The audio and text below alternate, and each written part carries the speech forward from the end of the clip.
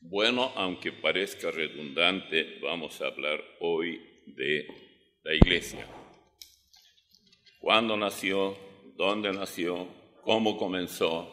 Todas esas cosas que son elementales. Uno diría, ¿quién no sabe eso? Si alguien le pregunta a usted algo acerca de la iglesia, usted se va a encontrar con serios problemas y tal vez hasta vergüenza por no saber algo que supone ser tan de dominio de los cristianos, especialmente aquellos que estamos dentro de lo que es la fe cristiana estrictamente bíblica. Si usted cree que una iglesia es un edificio, como algunos dicen, ahí está la iglesia de fulano de tal y mencionan al pastor, porque el pastor predica en ese edificio, está equivocado, se equivocó, porque la iglesia se compone de personas, no de ladrillos, ni de tejas, ni de ningún tipo de material, de tablas, nada de eso. Se compone de personas, hombres y mujeres que reciben a Jesucristo por Salvador. Ellos forman la iglesia. Y esa iglesia puede reunirse en un templo, es cierto. Si la iglesia está en el templo, entonces decir que es la iglesia está bien, pero que sea claro que no es ese templo bien visto desde afuera, pero habría que acercarse para ver qué ocurre adentro, si está vacío, si la mitad está ocupada, el resto no, si está muy lleno el templo, en fin, cosas por el estilo. Es algo que hay que saber. ¿Cómo llega uno a pertenecer a la iglesia? Bueno, o aún más, retrocediendo un poco, ¿cuándo nació la iglesia? Por favor, vamos a leer en Hechos capítulo 1, 6 al 11. Hechos 1, 6 al 11. Entonces los que habían reunido le preguntaron diciendo, Señor, ¿restaurarás el reino a Israel en este tiempo? Y les dijo, no os toca a vosotros saber los tiempos y las sazones que el Padre puso en su sola potestad, pero recibiréis poder cuando haya venido sobre vosotros el Espíritu Santo, y me seréis testigos en Jerusalén, en toda Judea, en Samaria y hasta lo último de la tierra. Y habiendo dicho estas cosas, viéndolo ellos, fue alzado y le recibió una nube que le ocultó de sus ojos. Y estando ellos con los ojos puestos en el cielo, entre tanto que él se iba, he aquí se pusieron junto a ellos dos varones con vestiduras blancas, los cuales también les dijeron, varones Galileos, ¿por qué estáis mirando al cielo? Este mismo Jesús que ha sido tomado de vosotros al cielo, así vendrá como le habéis visto ir al cielo. Hasta aquí la lectura bíblica. Antes de esto que yo leí, por supuesto que el Señor les había dicho, tal como bien conocemos los que leemos la Biblia, que no se fueran de Jerusalén. Sería un fracaso total intentar predicar el Evangelio y sobre todo el tema fundamental. Primero, digamos que la audiencia de ellos eran judíos. Los judíos eran muy celosos de su ley, aunque no la cumplían, pero entonces decir que Jesús era el Mesías realmente era grave. Cualquiera que lo aseguraba y era un maestro o algo por el estilo, era rechazado de plano y probablemente apedreado. Más de una vez estos que lo hacían sufrían consecuencias muy dolorosas. Así que el Señor insiste aquí diciendo a este puñado de hombres, que en total eran 120, que le habían acompañado hasta el monte de los Olivos, a no salir de Jerusalén. ¿Por qué tanta insistencia? No salgan de ahí. porque ellos habrían fracasado totalmente sin la asistencia del mismo Señor, mediante el Espíritu Santo. Él allá en Juan capítulo 14 dijo algo, porque en ese capítulo Él anima, consuela a los suyos para que no se desesperen, no se entristezcan, porque Él ya les había hablado que Él va a ir a la cruz y todo esto, y esto era muy, muy doloroso para ellos. Pero notemos lo que dice en el versículo 15 del capítulo 14 de Juan, dice: si me amáis, guardad mis mandamientos, y yo rogaré al Padre y os dará otro consolador, para que esté con vosotros para siempre. El Espíritu de verdad, al cual el mundo no puede recibir porque no le ve ni le conoce, pero vosotros le conocéis, porque mora con vosotros y estará en vosotros. No os dejaré huérfanos, vendré a vosotros. Así que ellos tenían que saber, huérfano es una criatura que está sin padre y sin madre, que los cuiden. Esa criatura está sola. Ellos no estarían solos, eran ya hijos de Dios por la fe en Cristo, y Él dijo: no, ustedes no quedarán huérfanos. La pregunta es, ¿cómo es que ellos no quedaron huérfanos? Bueno, para poder entender esto, nosotros tenemos que quedarnos en el libro de los Hechos. Por eso, tanto Él insistió: no se vayan de Jerusalén.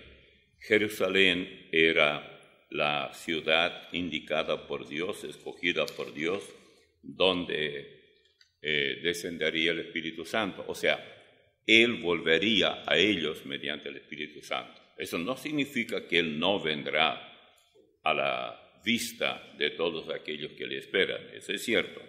También no significa tampoco significa que Él no recogerá a su iglesia en un abrir y cerrar de ojos. Eso también se cumplirá. Pero Él les está hablando de ese momento, que ellos no quedarán, ellos, esa generación, los mismos apóstoles que estaban con Él, o incluyamos incluso a los 120, aunque aquí están solamente los apóstoles incluidos. Ellos estarían allí en el día de Pentecostés, y obviamente otros más, que sería algo muy, sorprendente para aquellos que los escucharían hablar de Jesús con tanto poder. Antes de la manifestación de Él, en ese día de Pentecostés, pasó algo muy llamativo, y eso es discusión de muchos predicadores, y ya está en el capítulo 1. Ellos dicen en el versículo 14 del capítulo 1, todos estos perseveraban unánimes en oración y ruego con las mujeres y con María, la madre de Jesús, y con sus hermanos, esto es, los hermanos de Jesús. En aquellos días, hasta ahí está perfectamente bien. Ahora veamos el error que ellos cometieron. En aquellos días Pedro se levantó en medio de los hermanos, y los reunidos eran como 120 en número, y dijo, aquí están las palabras de Pedro: varones hermanos, era necesario que se cumpliese la Escritura en que el Espíritu Santo habló antes por boca de David acerca de Judas, que fue guía de los que prendieron a Jesús y era contado con nosotros y tenía parte en este ministerio. Está hablando de Judas, quien le ordenó a Pedro que tratara él de convencer al resto de los que estaban allí, los 120, para que se supliera la vacancia dejada por Judas Iscariote. Nadie. Nadie le ordenó, pero él lo hizo. Esto trae algún tipo de discusiones muy acaloradas. ¿Por qué? Porque dicen, bueno, entonces no se puede creer que la Biblia no tiene errores. Cuidado. Pues, con el salario de su iniquidad, adquirió un campo, versículo 18, y cayendo de cabeza, se reventó por la mitad, y todas sus entrañas se derramaron. Y fue notorio a todos los habitantes de Jerusalén, de tal manera que aquel campo se llama en su propia lengua Aceldama, que quiere decir campo de sangre, porque está escrito en el libro de los Salmos, sea hecha desierta su habitación, hablando de Judas, y no haya quien more en ella. Ahora Pedro lo que sugiere, y él cita todavía el Salmo, tome otro su oficio. Es necesario, dice pues, que de estos hombres que han estado junto con nosotros todo el tiempo que el Señor Jesús entraba y salía entre nosotros, comenzando desde el bautismo de Juan hasta el día en que de entre nosotros fue recibido arriba, uno se ha hecho testigo con nosotros de su resurrección. Y señalaron a dos, es decir, esos dos seguramente llenaban el requisito mínimo que se tuvo en cuenta, que hayan conocido a Jesús físicamente desde el bautismo de Juan. Y entonces ellos,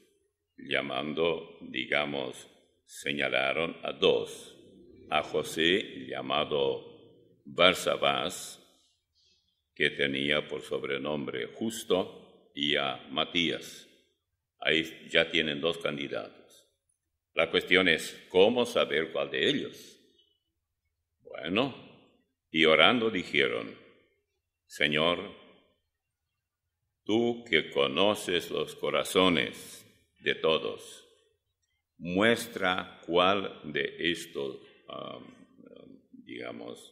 cuál de estos dos has escogido para que tome la parte de este ministerio y apostolado de que cayó Judas por transgresión para irse a su propio lugar. ¿Bien? Miren cómo termina. Y les echaron suerte, y la suerte cayó sobre Matías, y fue contado con los 11 apóstoles. Ahora, la suerte se usaba en el Antiguo Testamento, pero si ellos invocaron al Señor, pidiendo que el Señor mostrara cuál de los dos era el indicado, no esperaron que Él mostrara. Ellos enseguida echaron suerte, sea cual fuera el procedimiento, eso no me interesa ahora, pero ellos trataron de llenar esa vacante. Nunca ustedes encontrarán a este nuevo apóstol, por allí apareciendo como uno de los escogidos por el Señor, como los 12 anteriores, no, nunca. Es notable, era tan seria la cuestión de la elección de los apóstoles que cuando pasamos a Juan capítulo 17, nos encontramos con una referencia muy llamativa. En este capítulo 17, nuestro Señor Jesús ora por sus discípulos, por supuesto, pero realmente Él está dando un informe de su ministerio y claro está que está fervientemente orando por los suyos. Bueno, sigue, la oración es un poco larga, pero fijémonos en el versículo 23. Yo en ellos y tú en mí, para que sean perfectos en unidad, para que el mundo conozca que tú me enviaste y que los has amado a ellos como también a mí me has amado. Padre, note bien el 24, aquellos que me has dado, quiero que donde yo estoy, también ellos estén conmigo, para que vean mi gloria que me has dado, porque me has amado desde antes de la fundación del mundo.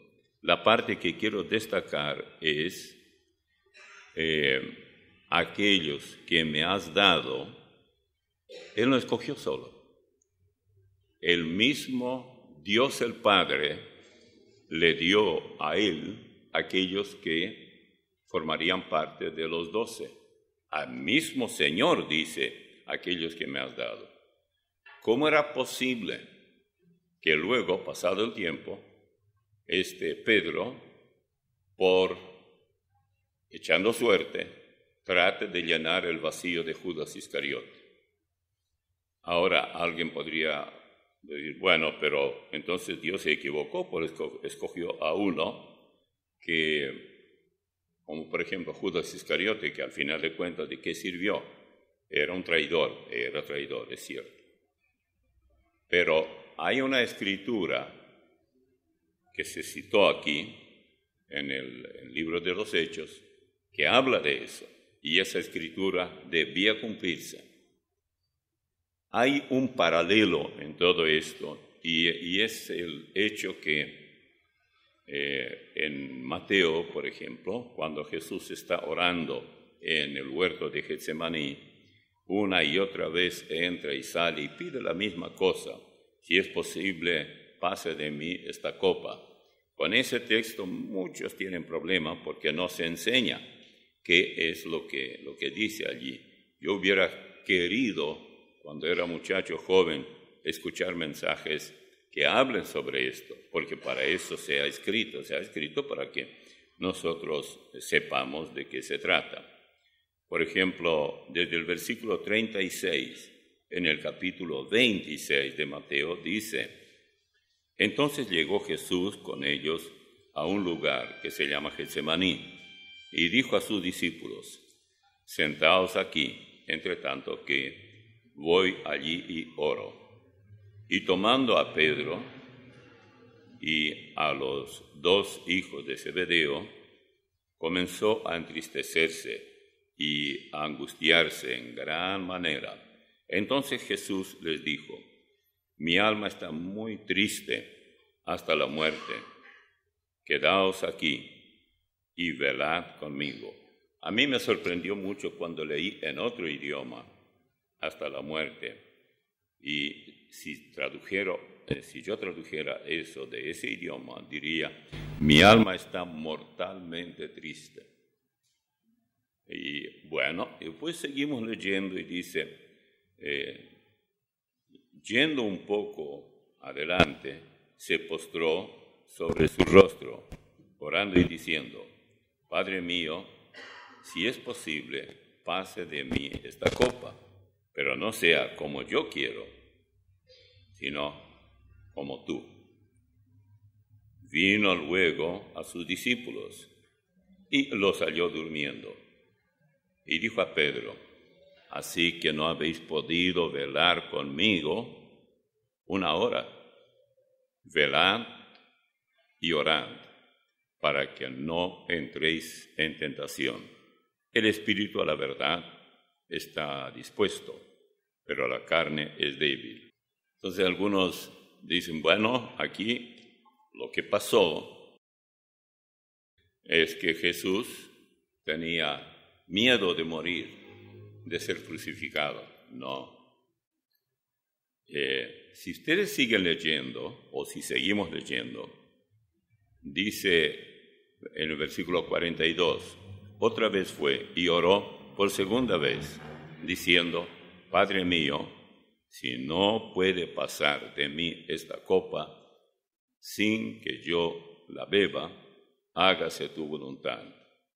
Vino otra vez y los halló durmiendo, porque los ojos de ellos estaban cargados de sueño.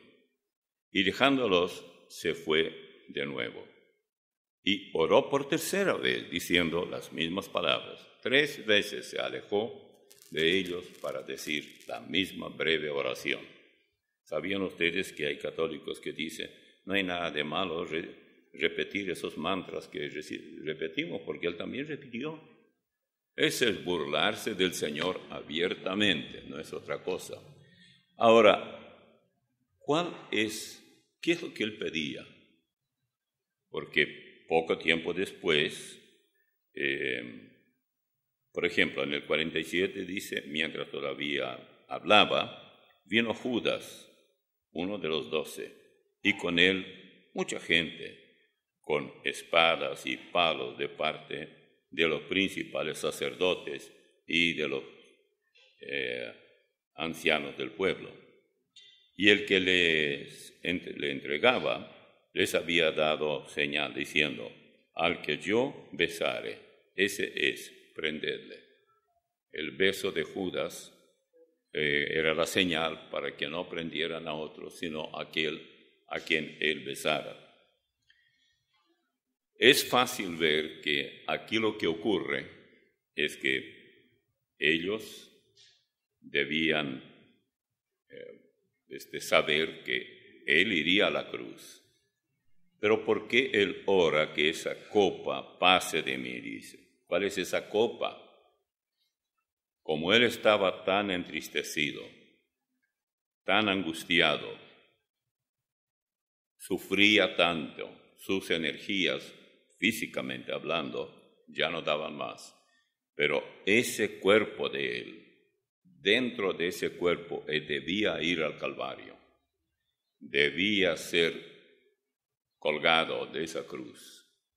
Debía soportar todas esas horas en la condición que soportó luego.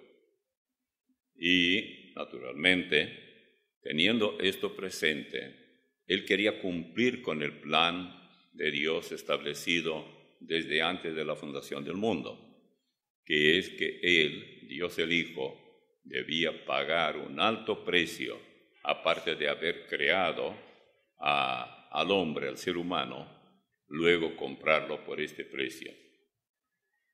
Yo siempre cuando hablo de esto recuerdo aquel caso porque ilustra muy bien el cuadro, y es el muchacho que había chico, y él había de alguna manera con ayuda de su papá hecho un barquito chiquito, y como una soga tenía una laguna no muy grande en su casa, y soltaba el barquito que navegue por esa laguna. Quería imitar al mar y los buques grandes, y se le soltó, se le escapó de la mano la soga. Y bueno, ¿y ahora qué hago? No podía entrar al agua, tenía miedo de eso. Bueno, perdió. Entonces pasaron los días y un día con el papá caminaban por una vereda y vio en la vidriera justamente ese barquito. Y él dijo, papá, eso es mío, es yo. Dice, bueno, vamos a entrar. Y entraron. Y él dijo al dueño de ese negocio que lo que él ve allí es de él, que lo había hecho, y le contó la historia.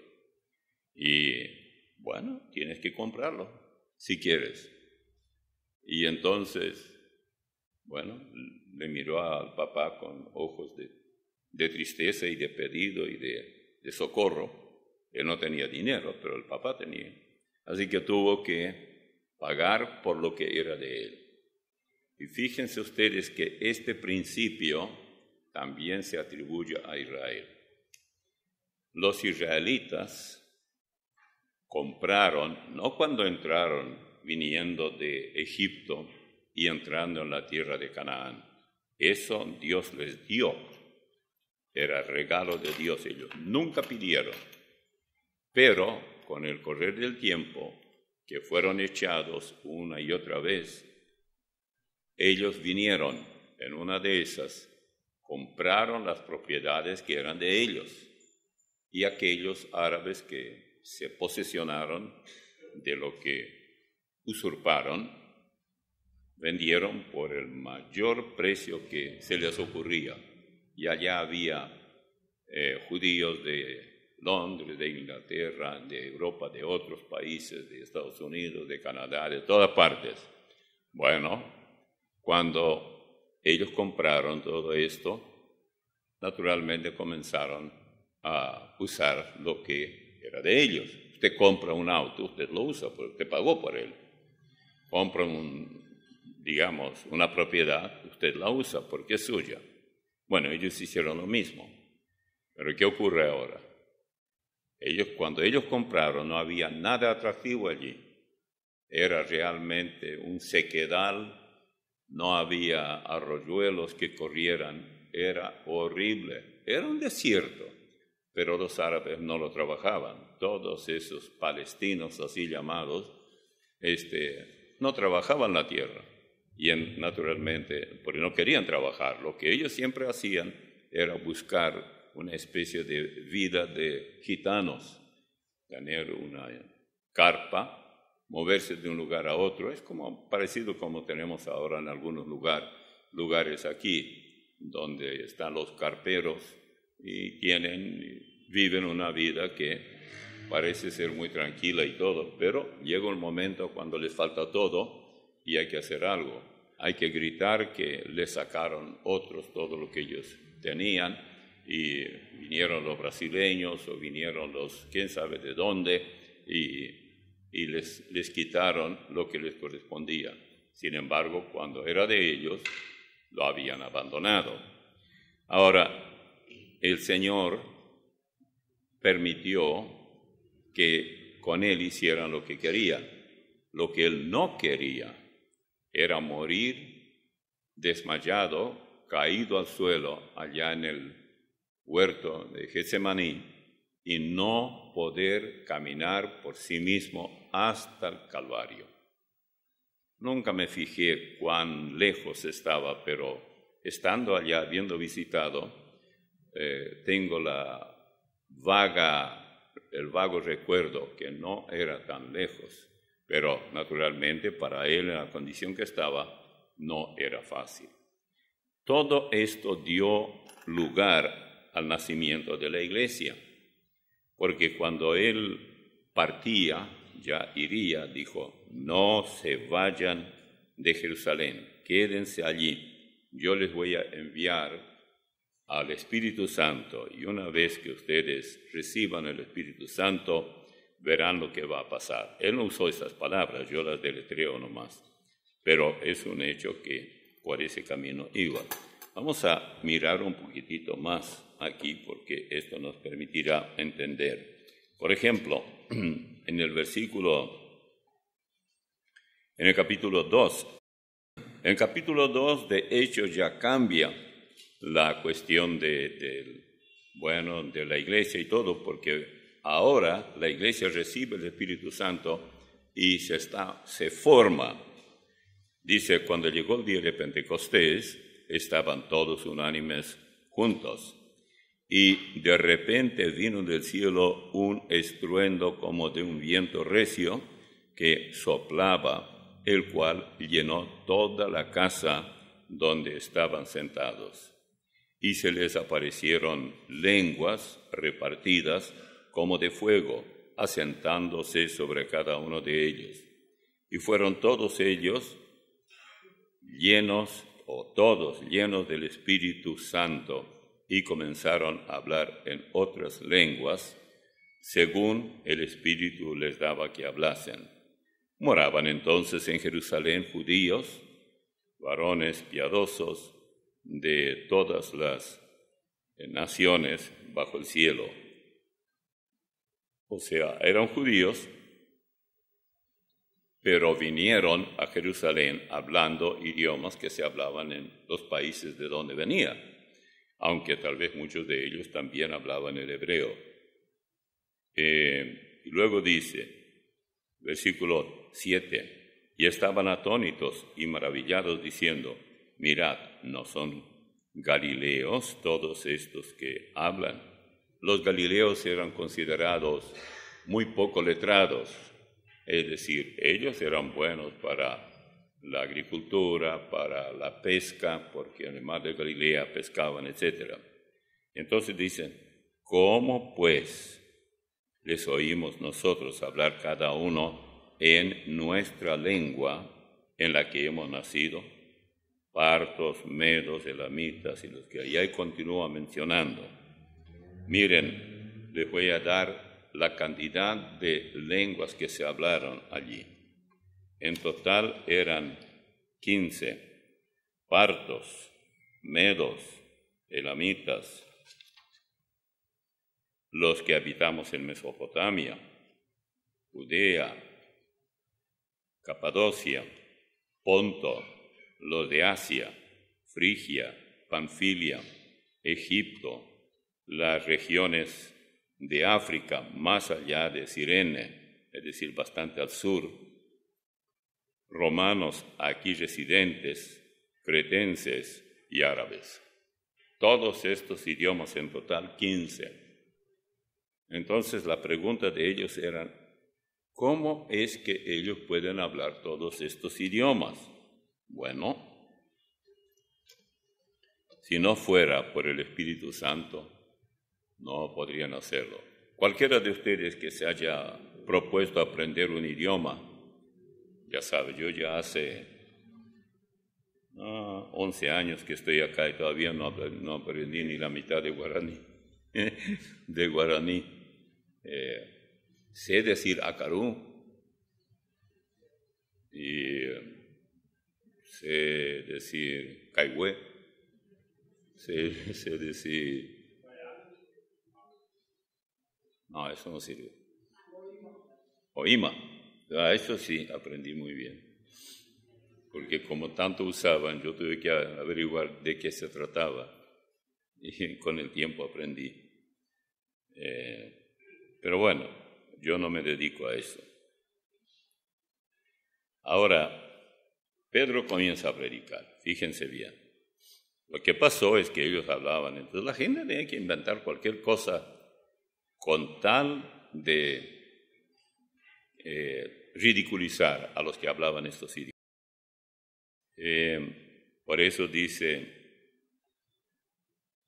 en el versículo 14, entonces Pedro, poniéndose en pie con los 11, alzó la voz y les habló diciendo, varones judíos y todos los que habitáis en Jerusalén, esto os sea notorio, porque estos no están ebrios, ellos ya los habían tildado de borrachos,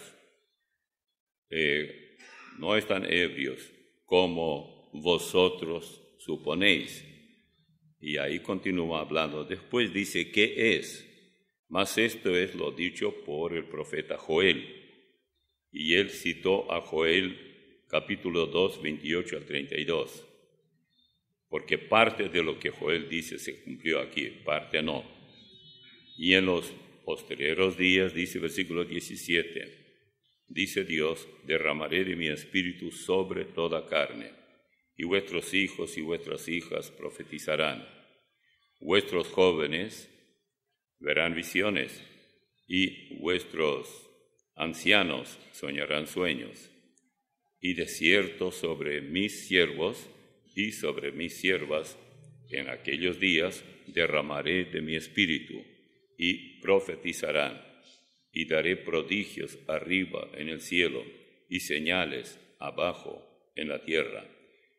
Lo que ocurre aquí es que Pedro toma todo lo de Joel y lo dice de un tirón, pero no se cumplieron la parte del versículo 18 en adelante. Ya hasta el 18, del 19 en adelante. En el versículo 22 dice, varones israelitas, oíd estas palabras. Jesús Nazareno, varón aprobado por Dios, entre vosotros, con las maravillas, prodigios y señales que Dios hizo entre vosotros por medio de él, como vosotros mismos sabéis, a este entregado por el determinado consejo y anticipado conocimiento de Dios, prendisteis y matasteis por mano de inicuos, crucificándole, al cual Dios levantó sueltos los dolores de la muerte por cuanto era imposible que fuese retenido por ella, esto es, por la muerte. Y ahí menciona de nuevo desde el versículo 25 lo que dijo David, etc., y continúa. Bien, cuando Pedro termina su mensaje, dice, al oír esto, versículo 37, se compungieron de corazón. Nosotros casi no usamos esa palabra, pero es un estremecimiento de culpa. Y dijeron, dice a Pedro y a los otros apóstoles, varones hermanos, ¿qué haremos? Claro, no podían revertir la crucifixión de Jesús, eso es imposible. Pedro les dijo, mire, arrepentíos, esto podían hacer, y bautícese cada uno de vosotros en el nombre de Jesucristo, para perdón de los pecados, y recibiréis el don del Espíritu Santo. Noten bien, ellos tenían que bautizarse no solamente en el nombre de Jesús, sino de Jesucristo. ¿Qué diferencia hay? Aquí automáticamente Pedro les hace ver que Jesús es el Cristo. Se bautizaban aquellos que a Jesús reconocían como Cristo. ¿Qué diferencia hay? La diferencia está en que Cristo significa Mesías, y allí está. Jesús para ellos no tenía problema. Era un nombre bastante común entre los judíos y significa simplemente Salvador. Ahora, a ellos no les importaba si ese Jesús salvó a alguien o no, pero ya se habían compungido de corazón y sacaron la cuenta que lo que Pedro decía, arrepentirse, no era demasiado. Porque dice, versículo 39, para vosotros es la promesa, y para vuestros hijos, y para todos los que están lejos, para cuantos el Señor nuestro Dios llamare. Y con otras muchas palabras, o sea, el mensaje de Pedro fue mucho más largo, testificaba y les exhortaba diciendo, sed salvos de esta perversa generación. ¿Y cuál fue el resultado? Así que los que recibieron su palabra fueron bautizados y se añadieron aquel día como 3,000 personas. Tras un solo mensaje de Pedro, claro que ellos eran muchísimos allí, eran miles, fueron salvos 3,000 de ellos, de los que estaban allí. Ahora, ¿cuál era la vida de ellos? Pues estamos hablando de la iglesia, cómo se iba desarrollando, etc. ¿Cuál era la vida de ellos? Bueno, dice en el versículo 43, bueno, el 42 primero, dice, y perseveraban en la doctrina de los apóstoles, en la comunión unos con otros, y en el partimiento del pan y en las oraciones. Luego el 43, y sobrevino temor a toda persona. Fíjense, tenían miedo. Y no sin razón, ya veremos en algún otro mensaje en el futuro. Y muchas, dice, maravillas y señales eran hechas por los apóstoles. Todos los que habían creído estaban juntos y tenían en común todas las cosas. Y vendían, nadie les dijo que hicieran, pero ellos vendían sus propiedades y sus bienes y los repartían a todos según la necesidad de cada uno. y perseveraban unánimes cada día en el templo y, partiendo el pan en las casas, comían juntos con alegría y sencillez de corazón, alabando a Dios y teniendo favor con todo el pueblo. Y el Señor añadía cada día a la iglesia los que habían de ser salvos. Nosotros dijimos hoy que vamos a tener necesidad de registrar a quienes se han de bautizar y todo. Se bautizan aquellos que reciben al Señor Jesús por Salvador. Pero la pregunta es, ¿podemos saber que realmente lo reciban? No. Y debemos saber, si no podemos, ¿por qué vamos a deber? ¿Por qué debemos si no podemos? Bien. De aquí ya comienza una nueva etapa de la iglesia y permítanme recorrer por lo menos parte. En el capítulo 3, comenzando, dice, Pedro y Juan subían juntos al templo a orar, a la hora novena, la de la oración. Y era traído un hombre cojo de nacimiento, a quien ponían cada día a la entrada del templo, que se llama La Hermosa, para que pidiese limosna de los que entraban en el templo. Cuando vio a Pedro y a Juan que iban a entrar en el templo, les rogaba que les diesen limosna. El hombre pide limosnas, pero los cristianos tienen algo mucho mejor que limosna. Pedro con Juan, fijando en él los ojos, les dijo, míranos. Entonces él les estuvo atento, esperando recibir de ellos algo. Mas Pedro dijo, no tengo plata ni oro, pero lo que tengo te doy. En el nombre de Jesucristo de Nazaret, levántate y anda. Y tomándole por la mano derecha, le levantó, y al momento se afirmaron los pies y tobillos, y un poco más adelante dice, y saltando se puso en pie y anduvo. Y entró con ellos en el templo. Claro, él nunca tenía derecho de entrar antes, pues no se permitía una persona paralítica como era él. Y bueno, saltando y alabando a Dios, y todo el pueblo le vio andar y alabar a Dios. Y le reconocían que era el que se sentaba a pedir limosna a la puerta del templo, La Hermosa. Se llenaron, dice, de asombro y espanto por lo que le había sucedido.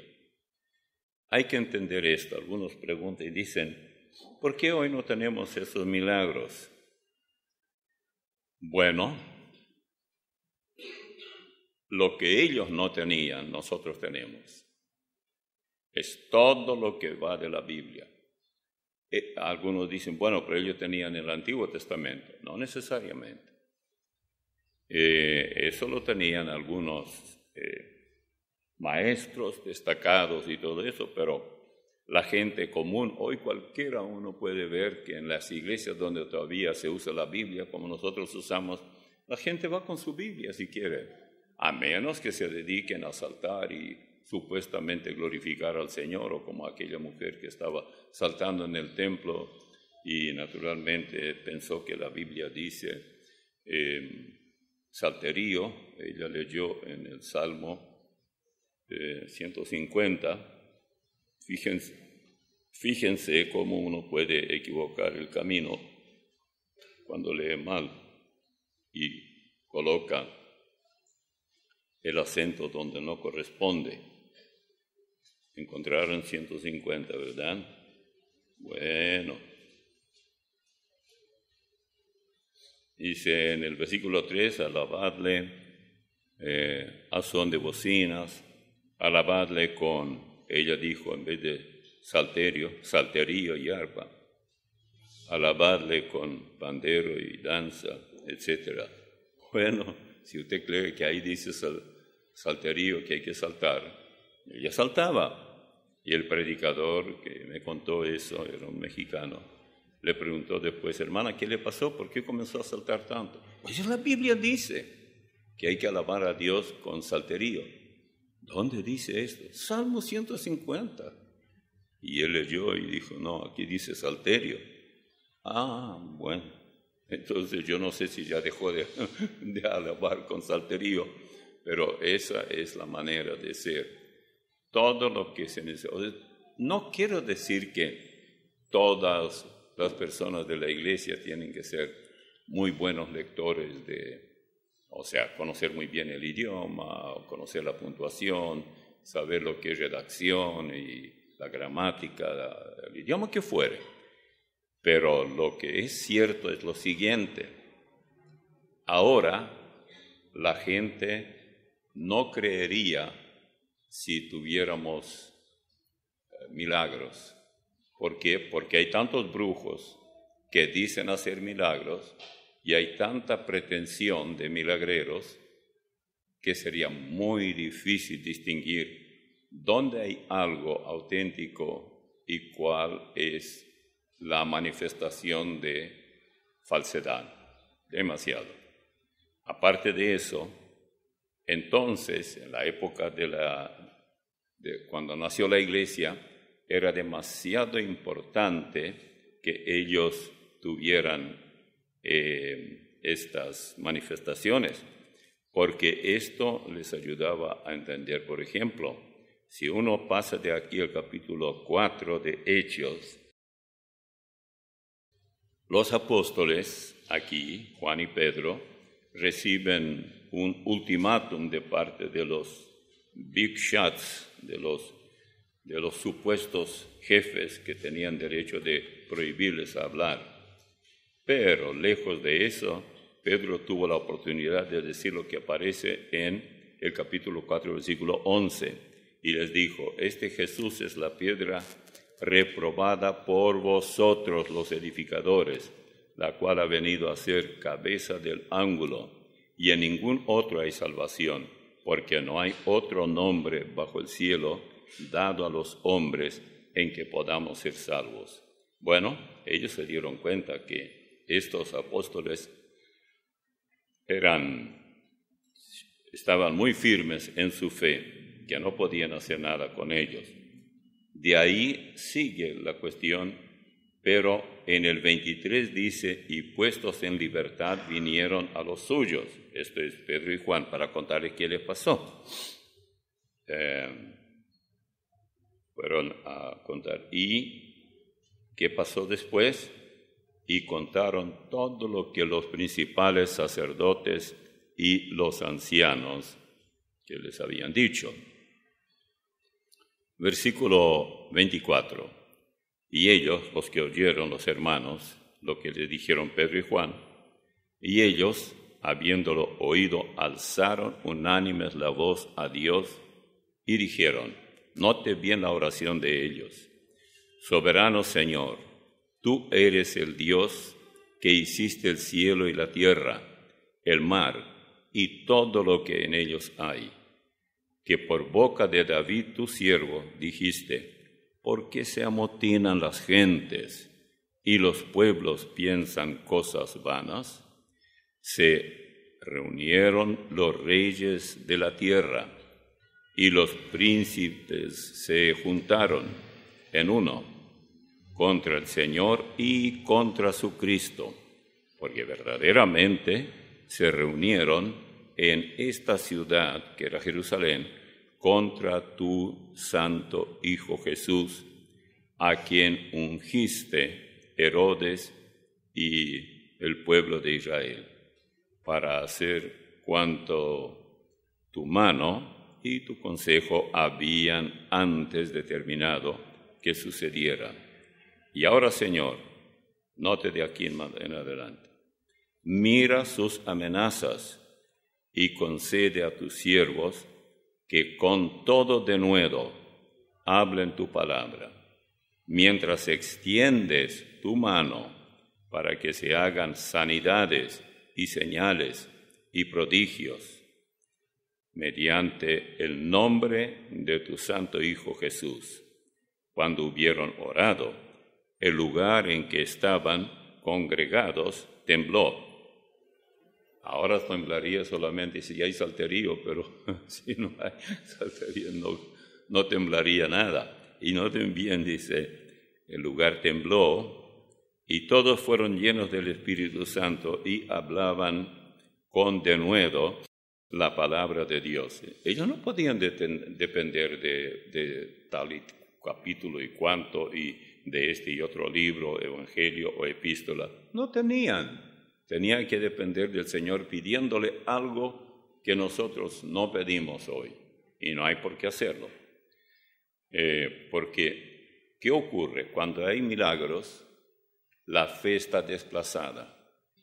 Y en Hebreos capítulo 11 dice, es pues la fe la certeza de lo que se espera, la convicción de lo que no se ve. Y sin fe es imposible agradar a Dios. Así que en el versículo 6, porque es necesario que el que se acerca a Él crea que le hay. Es decir, porque tenemos ya la Biblia. Podemos creer, no hay problema. Y como aquellos que dicen, no, yo si no veo no creo. No, eso es tan barato que no vale nada. Hay que creer primero y después ver. Eso es lo que ocurre. Por eso nosotros hoy no tenemos por qué estar saltando detrás de los milagreros o supuestos milagreros, porque no los hay. Todos son falsos, son fraudes, no hay tal. Tenemos que cuidarnos mucho en este caso.